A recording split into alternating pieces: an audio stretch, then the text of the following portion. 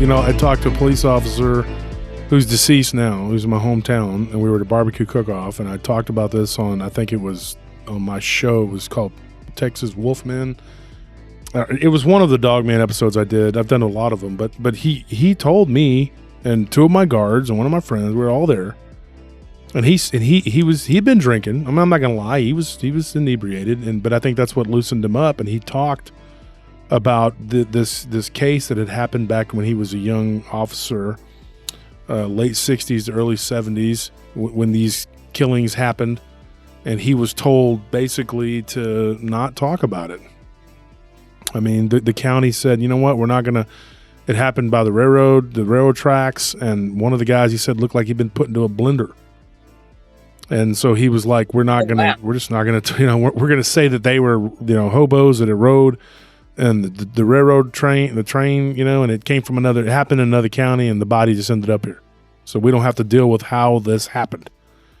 Exactly. But it happened over and over again, unfortunately, and every time it was just like, oh, well, the person was killed, but they were killed somewhere, and then they were found there, and so, and they just said, look, it didn't happen here. And they're like, well, yeah, but we found, no, it did not happen here. This didn't happen, okay? This is not. Exactly. Yeah, and so I believe because it's so abnormal and so bizarre, and that people don't want to have to deal with it. They don't want to write it up. They don't want to deal with it. I had a guy who said he was a beat cop in Chicago, and he said that he was a rookie cop in 1976, and he said he worked in Chicago for 30 years, or a little over 30 years, and it was mid 2000s when he retired, whatever. He said, I kept my mouth shut about something I saw. He goes, the whole time I was there, he goes, I opened up to one other officer. That person goes, and then went and told our superiors. They called me in, told me, you say something else, you lose your badge. And what he saw was a weird-looking creature that was man-like, that had turned and had needle-like teeth and was opening its mouth really wide. And then he and his partner just kind of bailed. They got out of that alley, and they were like, what was that? That's not a Dogman. I get that. Is it a reptilian? Is it a vampire? I don't know what it was. But he had told me this, and it was a friend of mine that told me this. He said he's a Dominican guy that I've known for years, and he said, hey, I ran into him at this restaurant here in Austin out by the lake one night, and he said, hey, my Theo, that's his uncle. He said he's got a really interesting story that one of his old partners told him when he retired from the force, and so it was a story that was told to me secondhand.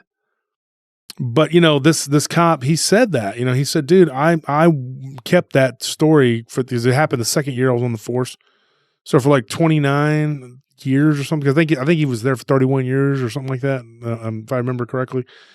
From either 74 or whatever or 76. But anyway, he told that story, and he said that he kept his mouth shut. He never said anything else again because he got messed with about it. How many people you think that's happened to?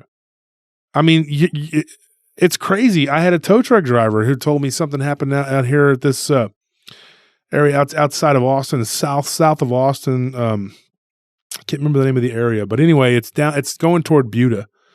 If you look it up on a map, and it's in the east of Buda. And he went out there on a tow truck run back in the early 90s. And he said that he found the vehicle. They said, hey, there's a vehicle, you need to go pick it up or whatever. Somebody had reported it, And so he said, okay. So he goes out there to pick it up. And when he gets out there, he finds a bloody shoe. And there's like the vehicle looks like it had been torn apart. And he said he saw scratch marks, what looked like claw marks, and just like bite marks all over the vehicle, inside and out. The police show up, and of course the county people show up, and then they're like, okay, you know what, you can go. They dismissed him. One of the higher ups showed up, and then people showed up that he was like, I'm sitting there watching this whole scene, and he's like, people were showing up that looked like, something from Men in Black. And this guy's he's a big African-American guy. He's deceased now, unfortunately. His name was Bubba. We called him Bubba. He was a real cool dude. And I knew him for years and years, and he passed away of heart disease. He was big. He was a really big guy. He's like 6'6", gentle giant though, kind of guy, And he says, man, I'm going to tell you, man, he looked me right in my eyes. Wolf, I'm telling you right now, dude, there was something not natural about that. He goes, and I thought that whatever was, that I heard stuff moving around in the brush. And he goes, whatever did that had just done that. It was not like that vehicle might have been there a couple of hours, and then somebody called it in. They don't know how or who or whatever, but he went to go pick it up. And, it was just weird. And then they said, okay, the police show up right after he's walking around with his flashlight looking. He hears something in the brush. Police show up and they told him, okay, you can go. We don't need you to take this vehicle. This is now a crime scene. And there was nothing in the newspaper ever reported about this or on the news. I believe it was 1993 or something like that when he said that. And I'm just going down. And when he told me this story, it was like the mid to late 90s. I was at my club I used to run, and he was telling me this. And he goes, dude, I've been hit. At that point, he'd been tow truck driving for like 11 years. And he said, I've been learning 11 years at that point, never seen anything like that. He said, since then, now I did see something else. He saw something else kind of weird.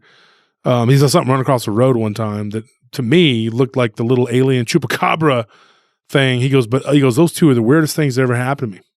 And he goes, but that, and it was actually not really far from that area. But I asked him, I said, now this little thing that you saw run across the road, do you think that thing could have been was responsible for attacking that vehicle? He goes, no way. That thing I saw was small. He's like, whatever attacked that vehicle was large, and I said, he said there were bite marks in it, like it weren't human bite marks. He said it was something with fangs.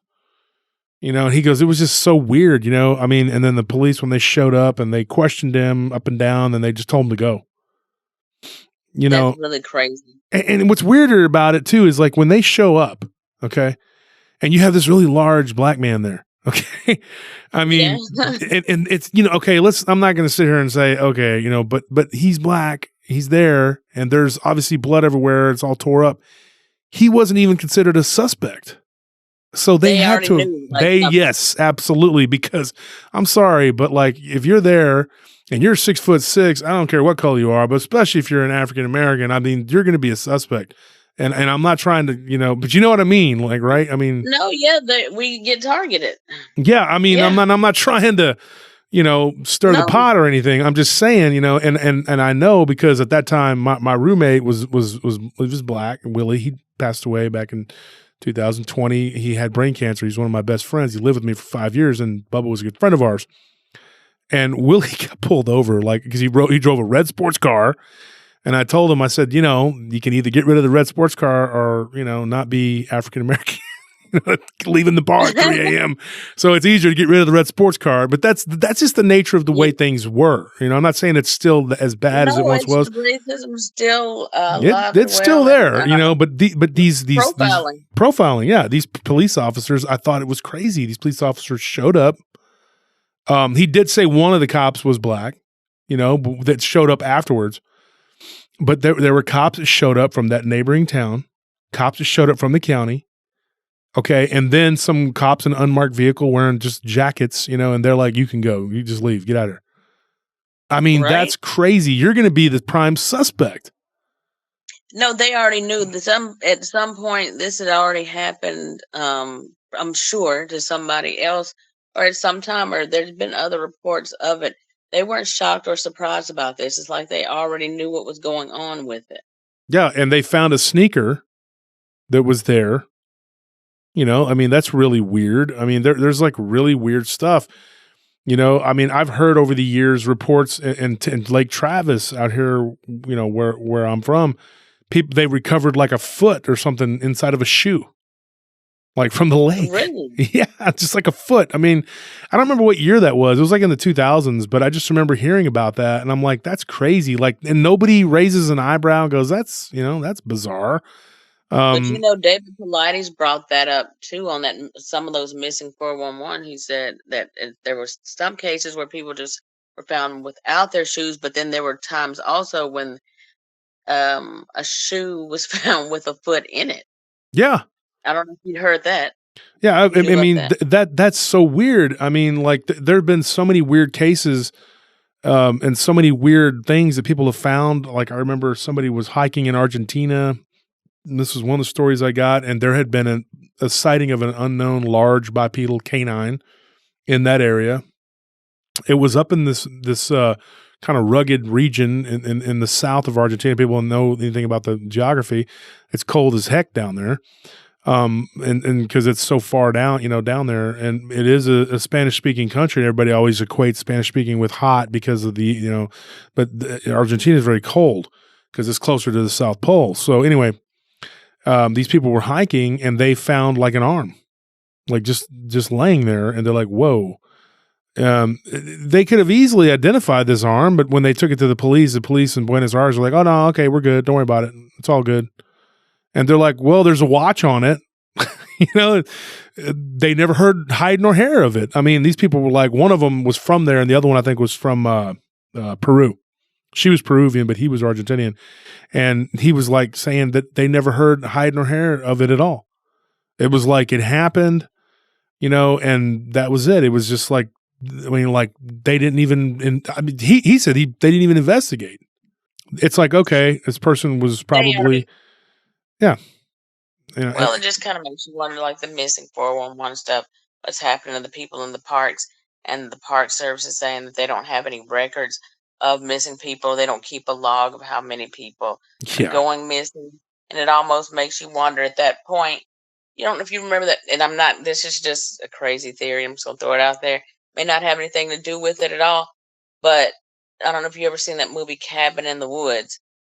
It kind of makes you halfway wonder, do they know that? What is it about? If you refresh my mind, I might have seen it. It was a movie where you had like these, it was cryptids in the movie, but it was also weird other creatures and stuff. And there was some kind of weird creature in the movie that they were sacrificing people to these things to keep them at bay, to keep them from going wild and like pretty much taking out a lot of people. You got to check that out. Okay, I need to go watch that. It doesn't ring a bell, but I mean, my wife will watch videos, movies and stuff, and I'm like, I'm going to sleep because I'm not a big horror guy. I'm not against it or anything like that. I have friends that work on horror movies, but I just don't have time, So, but yeah, I'll watch that. That sounds good. Who was in it? You know what? I can't. It wasn't like a lot of like big name actors, and I actually think the first time I saw it was on Sci-Fi, but it wasn't one of those B-list movies or C-list movies. It was a really good movie, actually. So that brings up a question. Oh, I'm sorry. Go ahead, Bettina. You just need to check this out because it's really crazy, and then you can let me know what you think about that. But it just makes me wonder. Like a lot of stuff gets covered up, and one of the things that was interesting from that, a couple of those missing 411s, the Dennis Martin case. I think some people said they had seen what looked like a tall, hairy creature carrying away, like what looked to be a little boy over its shoulder. Yeah. Oh yeah. Are you aware of that? Oh yeah. Yeah, and that's not unusual. That has come up over and over again. And I know that David had originally started out just talking about the missing cases and not hadn't really gotten into the whole it's a Bigfoot. But eventually, I think that his research led him down that path. And to the point where now he goes to Bigfoot conferences and things like that. Going back to what you said about Cabin in the Woods, let me ask you a question about Cabin in the Woods, that movie you were just talking about. Mm-hmm. It's very interesting what you said. Now, you said that these people were being trapped. Well, there was people who would come to this cabin, I'm pulling it up now. But there were people who would come to this cabin for vacation, and when they would go to this cabin for vacation, they did not know that there was like this secret like underground or secret hidden away. I don't know what you would call it, like a base, or I don't know what you would call it, facility. They're in the woods, but there was these people that were there that were controlling everything. But some type of way, some of the characters in the movie ended up getting into that facility. And when they got into this facility, they found that there were, you would say, Dogman or werewolves in there. There was other creatures that looked like Bigfoot. and all kind of crazy, just kind of all kind of crazy stuff. And basically, the humans that would come stay at this cabin, they were basically, I guess, a lot of the people would come up missing. So I think I don't know, I can't remember right now because it's been a while since I've seen it.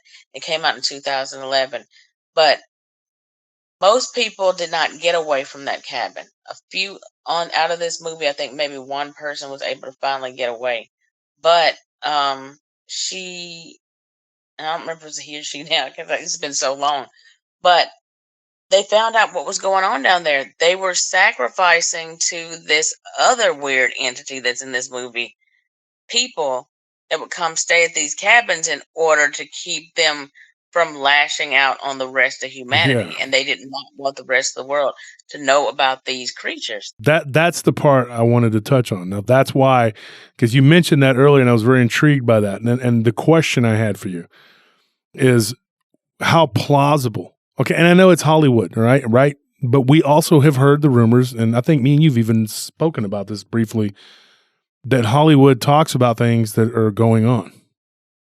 You know? Oh yeah. Yeah, and I think, you know, we touched on that once before, but it's weird, like when you said that, because I'm gonna go home and have to watch this movie, but it's crazy because like send this trailer to you. I mean, send this to you right now so you can just see. And when you see this, if you'll look at your phone, I'm gonna send it to you by text since we're messenger. How plausible is that though, Bettina? Do you think that could actually? Yes, I feel like it's very plausible because of the simple fact. Think about all the people, and I listen to right now. The fact that they don't want to keep a log of how many people are going missing. You have a log for that, but you don't want to keep a log for it because you don't. Now, this is just a theory. I'm just throwing it out there because I don't want people to attack me. But why would they want to keep a log of that if they're actually doing something like this? And I'm not saying that's the case, but they're not going to want that kept. I mean, when David Paulides tried to get a log for it, they did not want to give it, and they was going to charge him so many $1 million in order to even obtain one. Now, if you look at your phone real quick, Josh, on your text message, I just sent you a screenshot of some of the things that were down there in that. I don't know what you would call it. This facility. Okay. All right. Yeah. You see that werewolf back there? Werewolf looking thing and all kind of weird looking stuff. Really interesting movie. Very crazy. Gotta check that Cabin out. in the woods. But I think it's plausible. I think that there are they've got these things in laboratories. They're feeding them something. So the bases in Dulce. That is a big one. Everybody's always talking about people seeing things. They end up in these bases, and that person that I had talked to that was an abductee, that believed she was abducted for years. I'm talking about the original person that I had talked to at this startup company I was doing security at 20 years ago, I think 22 years ago now. But she had told me, you know, that what I'd seen was alien. Now, the person that I had met through her, who I had gotten to speak to a couple times, was a very old lady, very, very nice, very genuine type person. And she had told me that she had encounters with similar creatures. Now, when she had done research on these creatures, she had said that there were bases. And I think she might have been the first person that ever told me this, but I'd heard it multiple times since then. But that, you know, that there were bases where these things were kept underground, they were locked away. That begs the question for me. I got to ask you this: when you saw the one that you saw, okay, it's very similar to what I saw, because you said you don't remember the tail. You know how you don't remember all the details because it's so, your heart's pounding. You don't remember. I don't remember the tail either. Or the eyes being yellow. I don't really remember like glowing amber eyes, anything like that either. That's very similar to my encounter, and you know, and you had that encounter. That one that you saw, if you take that one in particular, just taking it and chopping it out and cutting it out and just looking at that one encounter, do you think that could have been something like that, like something that was government created, or something that was Nephilim, blood, spirit, whatever you want to call it. I mean, what do you think it was? Okay. I think that it didn't look. It looked flesh and blood. It had a physical body. It didn't look like what you would say like spiritual or transparent, or what I've seen of them in that cloaking type form. It was self-aware. It was aware of me, and um, Josh, I was close enough to it in the car. If I'd gotten out of the car and walked, it would have only taken about 50, anywhere between 50 to 70 steps to be face to face with it. I'm not good at distance, but 50 to 70 steps, and I would have been standing right in front of it. I don't feel like it was. If I had to say, if I felt like it was some type of government creation at all, it would only be for the simple fact that I know how, like, the government, when you will create these chimeras and stuff like that, and when they create them, you know how you'll have gene splicing with, like, I think they put certain genes for different spiders or different fish that are bioluminescent underwater, putting these things into different plants and different other animals and creating these different hybrids. So, maybe only because like that luminescent eye color or the eye shine thing, but then at the same time, that's just one possibility. The other possibility is that they are a supernatural being, because regular animals' eyes don't shine. And my headlights had nothing to do with that eye shine. So it's either one or two things. It's too weird. But just that eye shine, the glow, that's not natural. Not from what we know. No. And so if you had to, if somebody said choice A, government experiment escaped or something, or let loose, or like we talked about from the movie you were just talking about, or B, just a spirit, a type of just absolute demonic spirit that's just there, or C, a physical, absolute, undiscovered species, just absolutely physical flesh and blood creature, or D, something that is both metaphysical and physical that can, which would you be, A, B, C, or D? I'm gonna say in this case, I'm gonna say that I'm gonna probably say that in this case, I would have to say that I believe it was physical. Mm-hmm. How do you But explain the telepathy? Okay. It's a very All hard. right. It's a The one I hard saw I question. thought was physical too, but then somebody said, That's "Hey, why. Well, that's why I had to come up with the theory that they can be flesh and blood and supernatural at the same time, because I've actually watched some of, not that one because it didn't disappear, but I've watched some appear out of nowhere while recording. I've seen that happen. I've actually watched some actually manifest and then like fade out. So I believe there's either like several different types, or there's some that is like straight up demonic manifestations. But they know, those demons know that you're out there recording or taking pictures of Dogman. So therefore, let me manifest this too. Because so I think that there's other spirits out there that can mimic them as well. oh, okay. So I mean, there you if go. See, now that's yeah, what one Bigfoot researcher told me. hmm Same thing. yeah, one told me that too, but I just thought about it. So I believe that that's a possibility, and I think that if you believe in shapeshifters, which I think some cultures believe that there's times when some of these shapeshifters can shapeshift into whatever form they want to shapeshift into, Mm-hmm. which Creating an I was just thinking, illusion. yeah. No. I mean, it's just too many different things about it. But what you asked me about the telepathic speaking, there's a lot of people that say they hear that all the time. I only got that one time, and all it said was, "Oh, it's just you, no big deal."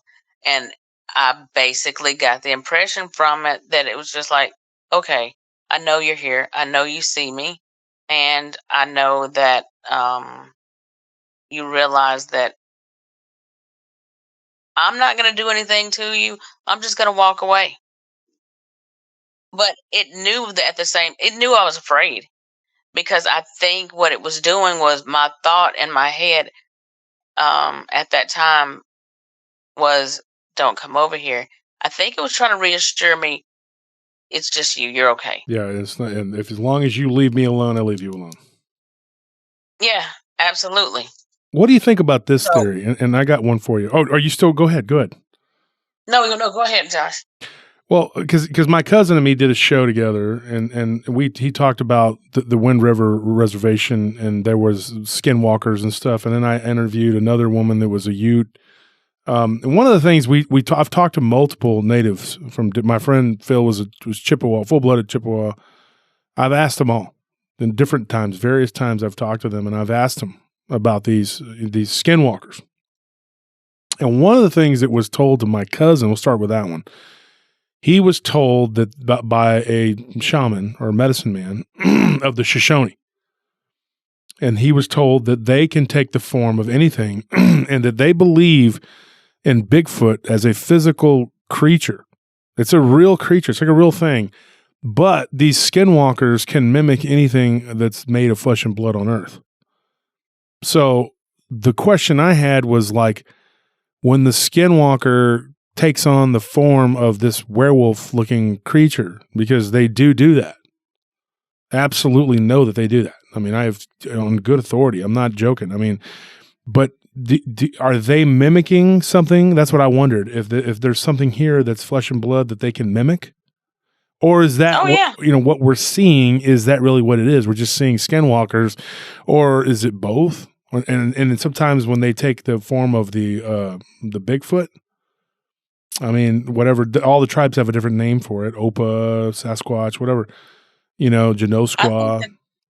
I think that some of these Bigfoot and Dogman are flesh and blood. They're giving birth, they're eating, they're drinking, but then you also have to consider too, if you think about it and you're a Christian, you coming from the Christian aspect, when those angels came and appeared before Lot and his wife and came into their home, people want to say, well, angels don't eat, or they don't do physical things, but those angels actually sat and had a meal in Sodom. And they ate.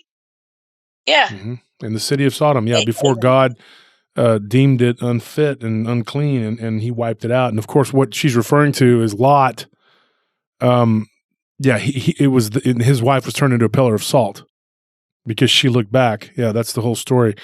And that's a very interesting story, because the angels came and the people of the city tried to basically bum rush his house, and a lot had they were lustful towards those angels. The men of the city were lustful towards the angels that they seen, and the angels ended up having to blind them to keep them from coming at them, and to protect Lot and his wife and his family, and enable them to be able to get out of the house to be able from getting attacked. But basically, so those angels, being supernatural, they were able to blind them. They were able to destroy that city, but they were able to blind them with supernatural power. But at the same time, the people who saw them, they saw them in a flesh and blood form. They didn't see them as some, like, strange winged creature or something like that. They just look like average, regular men to these people. Yeah. But they ate that, which is a physical trait, like that we have to do, flesh and blood. But at the same time, they also had supernatural power. That's why I say I feel like that some of these cryptids are both flesh and blood and supernatural at the same time. Just as I believe that the Nephilim, or the giants, or the offspring of the fallen angels and the humans, or the fallen angels and the animals, I feel like that they had those abilities as well at that time. In the Bible, you're a Bible believer that says there's no new thing under the sun. So if there's no new thing under the sun, it's just the same as it was back then. These things are still doing the same thing today. They still have their same powers, and they're still just as gigantic as they were back then. There may be some variations and deviations in that. I think that our government has gotten involved to a certain degree, and I do believe that they are probably even possibly crossbreeding some of these cryptids with one another. Which would explain the Gugwe. Exactly. Yeah. And what's interesting too is if you look at these angels, like you were talking about, that would appear to be like a supernatural, magical thing, you know. But reality is, it could be a science. Like they use something that the people of that day were not aware of, and maybe it was just a giant spotlight that they had access to. You know, nowadays you'd be like, well, that's just a big flashlight, but back then they would have been like, oh my gosh, there's this holy light that they're using to blind us. Or they could just be very powerfully, spiritually powerful, and they showed their actual light, you know, that we all have, the spark of God, and they showed it to them, you know, and to blind them. And so, but I mean, you could debate it all day, whether it's science or magic or both, you know. But that's a good point that you brought up. That man, so many interesting things we're talking about here. Well, because people want to bring up the fact, well, no, angels don't eat, angels don't have sex, but you have to look at several different things. Like I've gone through this, I needed stuff to make sense and rationalize it. But when they want to say, well, angels didn't have sex or they didn't do this or that, but then in the Book of Jude, it goes on to say that women are to make sure that you cover your heads because of the angels. Okay, if you don't know what happened because of the angels, you wouldn't know why are you supposed to cover your head. Now, some people say, is that a physical head covering, like a headscarf or some kind of wrap?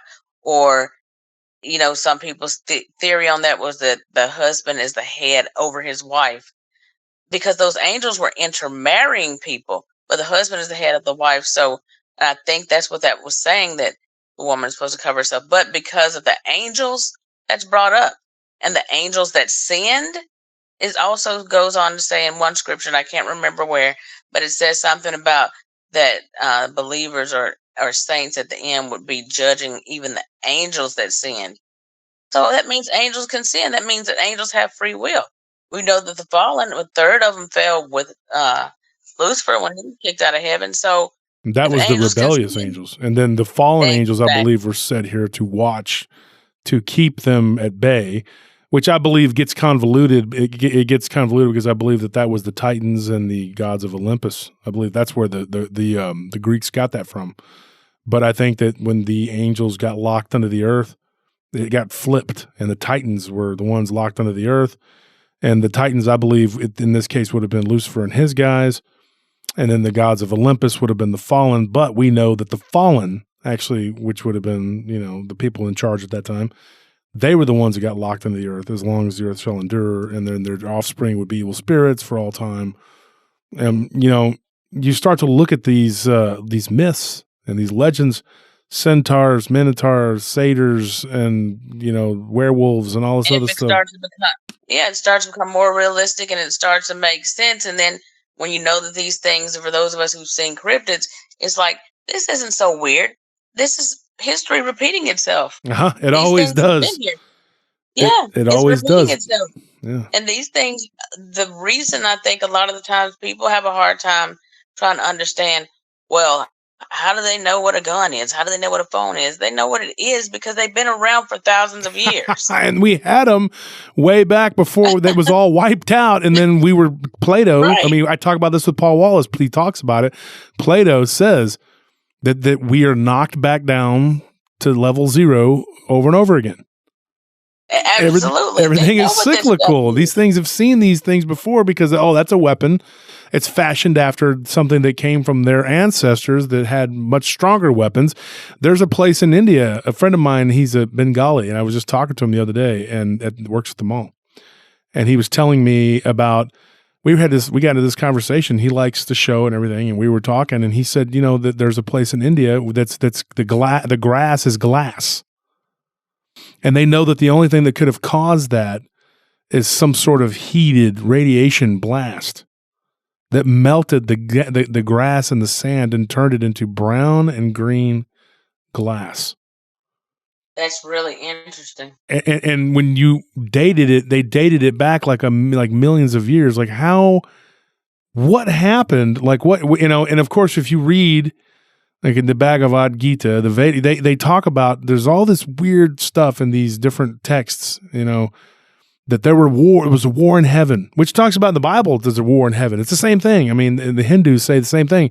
There was a war in heaven, and they were knocking the crap out of each other with these weapons, and they were flying around in some sort of spacecraft. And when you look at Elijah, about that. I mean, Yes.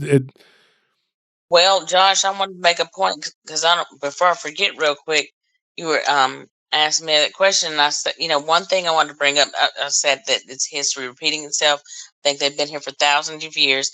They've seen this stuff happen before, but they also know, if you got to think about the fact, if these creatures can telepathically speak, and like I said, I don't remember right now if I said that out loud. Don't let that thing come over here. It responded to my either thought or my words. But either way, I was in the car. The windows were not down. Either way, it still heard either my thought or my words within the car. And so it responded to that.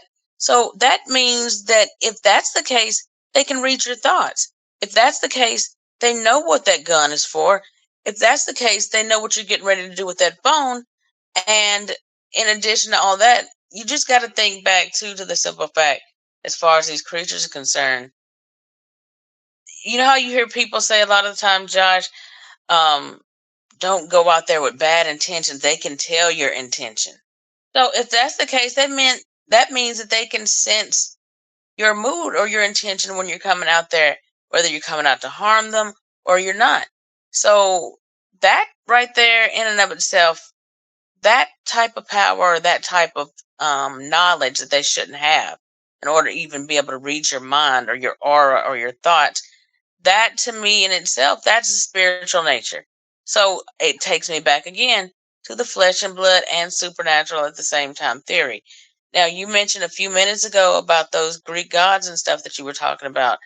In the Bible, at one point in time when Paul was going throughout the city, do you remember when some of the people there in that city, and I don't remember if it was Thessalonica or whatever, but they were actually trying to worship Paul as Jupiter, as the god Jupiter? I don't think I remember So this is in the Bible. Google that and look that up. Can't remember what scripture that is right now, but they were actually trying to work. All of that, Thessalonica, Ephesians, all that stuff is over there. That's modern day Greece now. Mm-hmm. Yeah, so Thessaly was part of. Yeah, because the Macedonian, I know that Macedonians had conquered Thrace and Thessaly before they conquered Greece, and then went on to conquer, and it all became part of Greece. Greece was a tiny little spot, and then Thessaly was to the north, and that's where the Thessalonians. Yeah, and the Bible has a lot of Greek influence. What I was referring to earlier was when Elijah was taken up in the chariot of fire, the whirlwind, and then Ezekiel, he had the wheel within the wheel.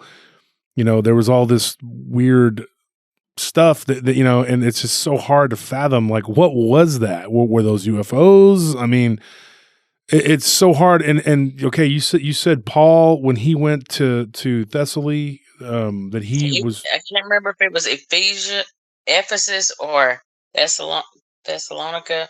I don't remember which one because it was Romans, all that stuff. So I don't remember which one. But when you Google it, just look up where did the people of where in the Bible did it say that the people tried to worship Paul as Jupiter? They were calling him Jupiter, and he had to tell them, "No, I'm not Jupiter." And he told them who he was. But so basically at that point in time, they were worshiping those gods then, which kind of goes back to what you were saying before, that there were other gods. I know that. Okay, in the book of Acts, it talks about Barnabas being called Zeus, and they called Paul Hermes, but I don't know about him being in. Does it say? I'm looking it up now. But the point is that they were, like, I think you were making a point earlier, and I can't remember what you were saying now, but you were saying that there were other gods, and some people was like saying that's blasphemous, but it's actually in there. Yeah. About it being other gods. People were worshiping things for thousands of years. Even back to when you got Baal or Baal. Yeah, Baal, yeah. Yeah. God was like, even goes back before New Testament.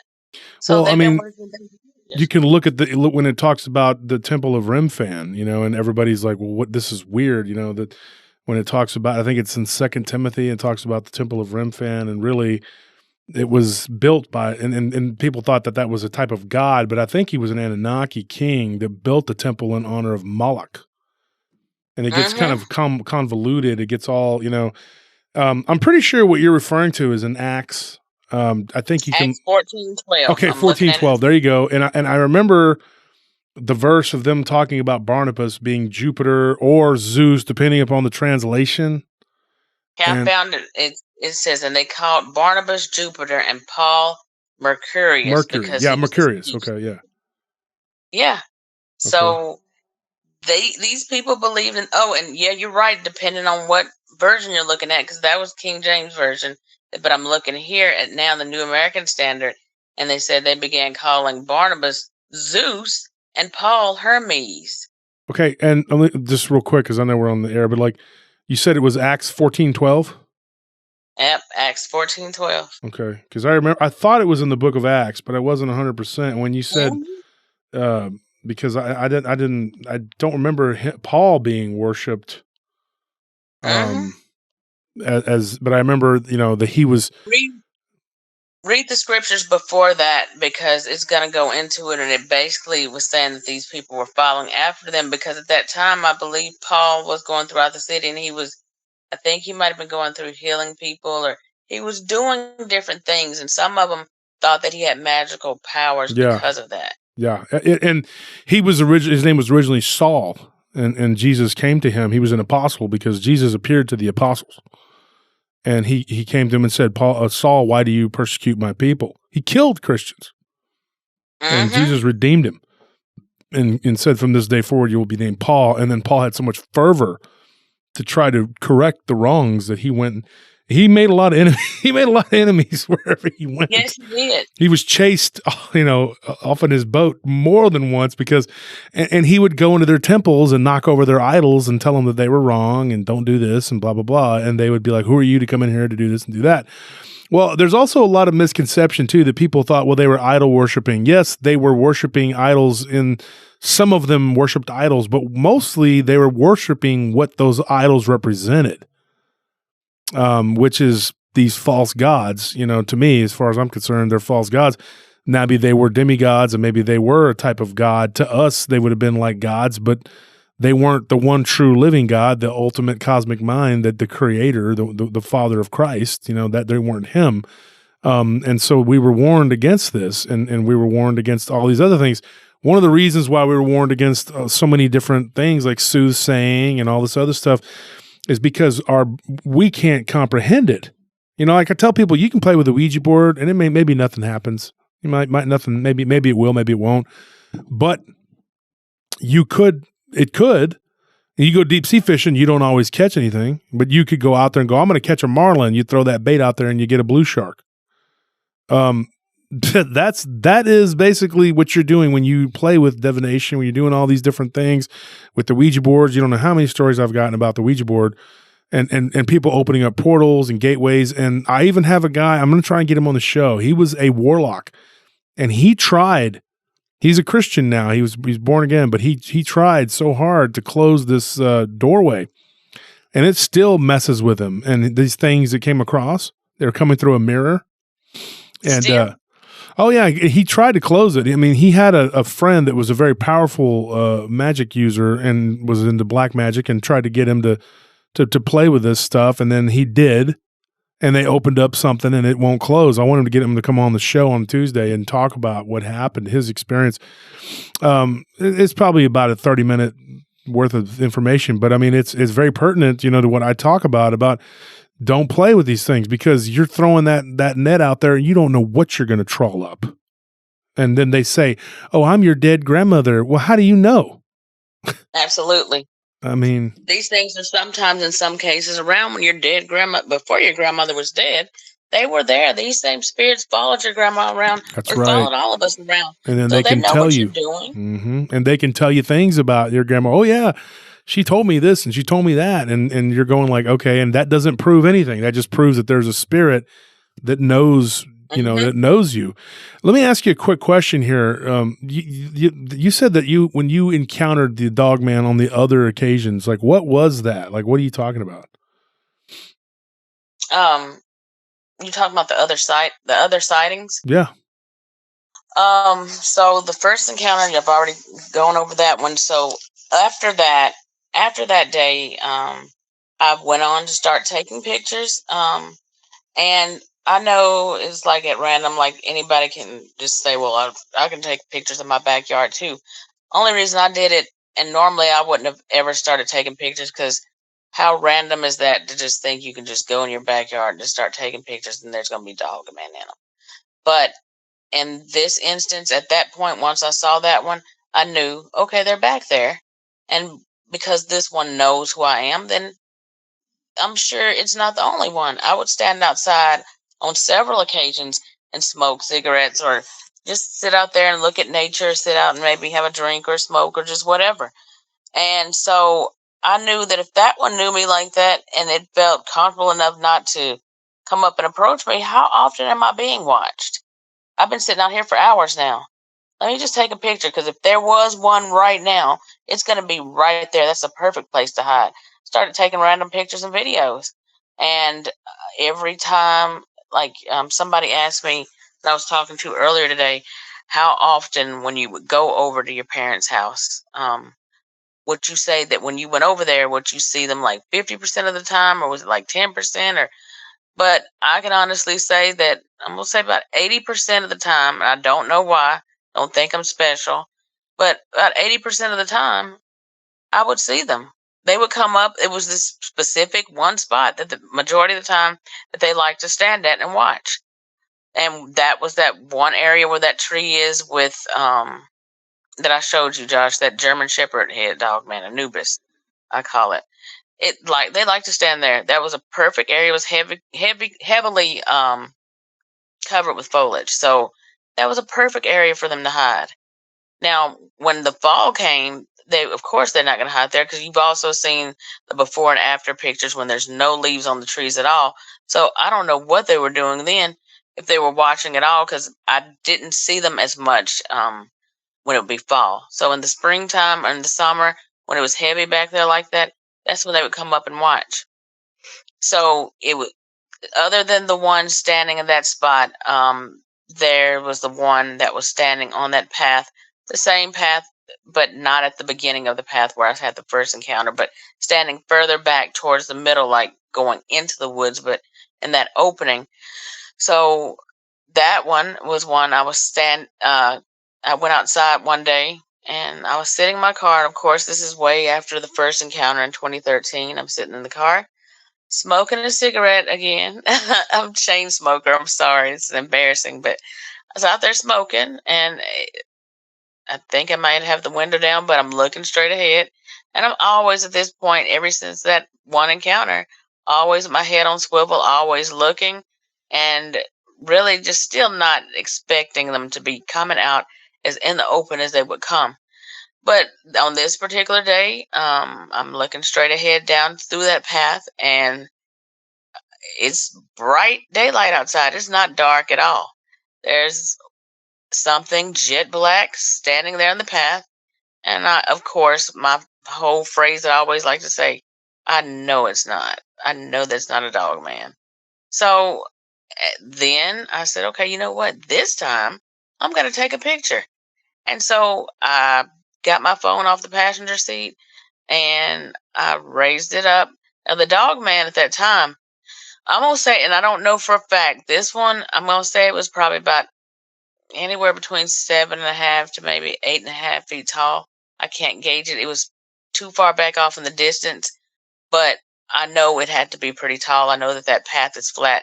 There's no hilly area, and just based on based on where its head is on the tree that's to its left, I know that those exact bushes on either side of that path. So I can kind of, if I want, maybe any given day, just kind of go back there and try to gauge, based on, I guess, where its head was, how tall it is. But anyway, so I saw it again, and I don't know if it was that same one, but it's standing there.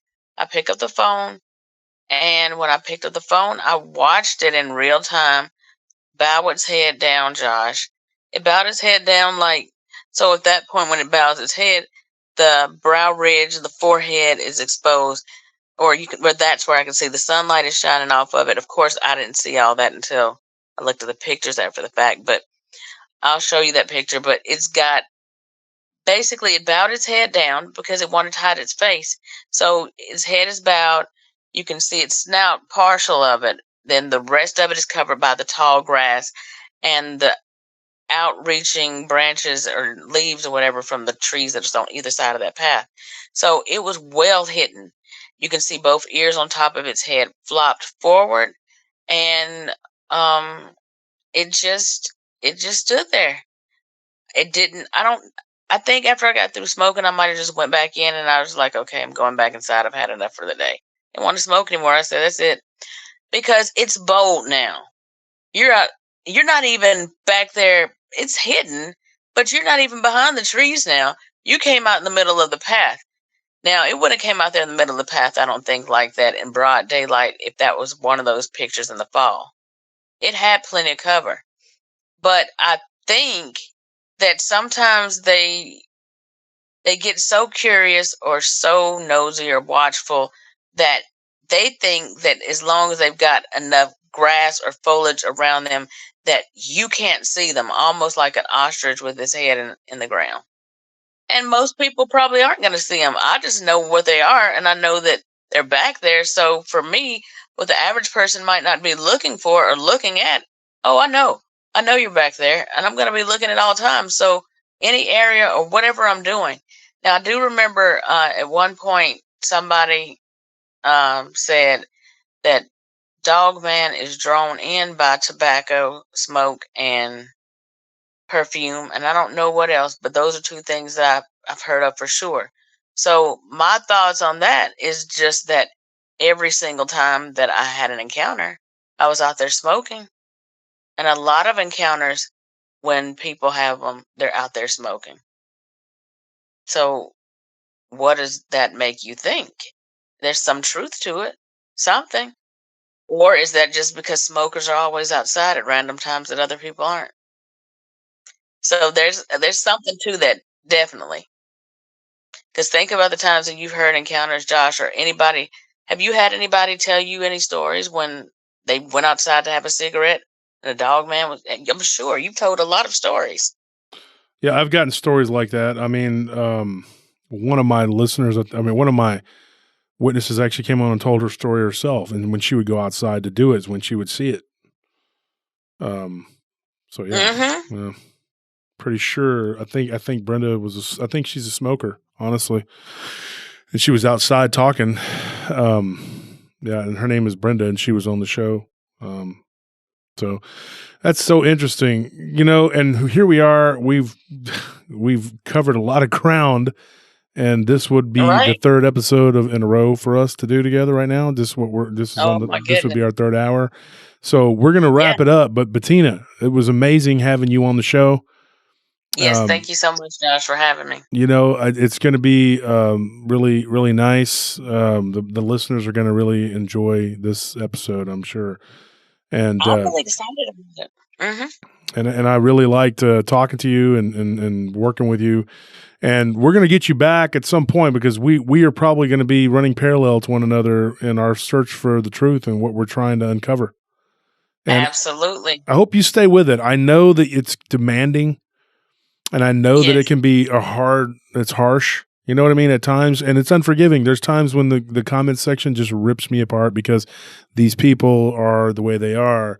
But the good people, the ones that are appreciative and the ones that understand, those are the ones that make it worthwhile, They definitely do. They make you feel appreciated. So that's the ones that make you keep pulling forward because I'm sure you already know yourself, like every now and then you'll have those special members that'll say, keep going.